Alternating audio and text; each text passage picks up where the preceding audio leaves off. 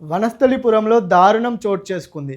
తన మాజీ భార్యని అతి కిరాతకంగా చంపి పరారైపోయాడు ఒక యువకుడు. డీటెయిల్స్‌లోకి వెళ్తే వనస్థలిపురంలో నివాసం ఉంటున్న ఈ యువతి గత 2023లో వివాహం చేసుకుంది.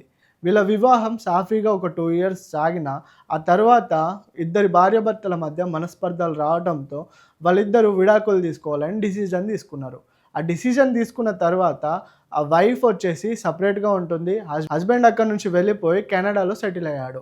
సో, వైఫ్ ఉంటే నాతోటి ఉండాలి, లేకపోతే అది వేరే పరాయి మొగనితో ఉండొద్దని మెంటల్‌గా ఫిక్స్ అయ్యి సైకోలా మారిన యువకుడు ఒక 2 మంత్స్ నుంచి రెక్కి వేస్తూ కెనడా నుండి ఇండియాకి వచ్చి ఆ అమ్మాయి ఏం చేస్తుంది, ఎవరితో ఉంటుంది, ఏం తింటుందని ప్రతి మూమెంట్ తెలుసుకొని, ఆ అమ్మాయి ఉంటున్న గ్రీన్‌లాండ్ అపార్ట్మెంట్‌లోకి వెళ్ళి ఒక బ్యాగ్‌లో కట్టరు, సుత్తె, కత్తులు ఇలా మారణకరమైన ఆయుధాలు తీసుకెళ్ళి ఎవ్వరు లేని టైంలో ఆ అమ్మాయిని తీసుకెళ్ళి ఒక రూమ్‌లో లాక్ చేసి కత్తితో దారుణంగా తనపై దాడి చేసి చంపేశాడు.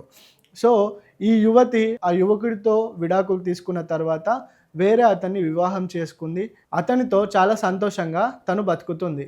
సో, తను విడాకులు ఇవ్వడానికి రీజన్ ఏందంటే వాళ్ళ హస్బెండ్ సైకోలా, మెంటల్‌లా బిహేవ్ చేస్తాడు అని ఆ రీజన్ తోటి వాళ్ళ హస్బెండ్‌కి అంటే పాత హస్బెండ్‌కి, మాజీ భర్తకి విడాకులు ఇచ్చింది. విడాకులు ఇచ్చిన తర్వాత హస్బెండ్ సైకోలా మారి కక్ష సాధించడానికి తనపై ఇలా దారుణంగా హత్య చేసి తనని చంపేశాడు.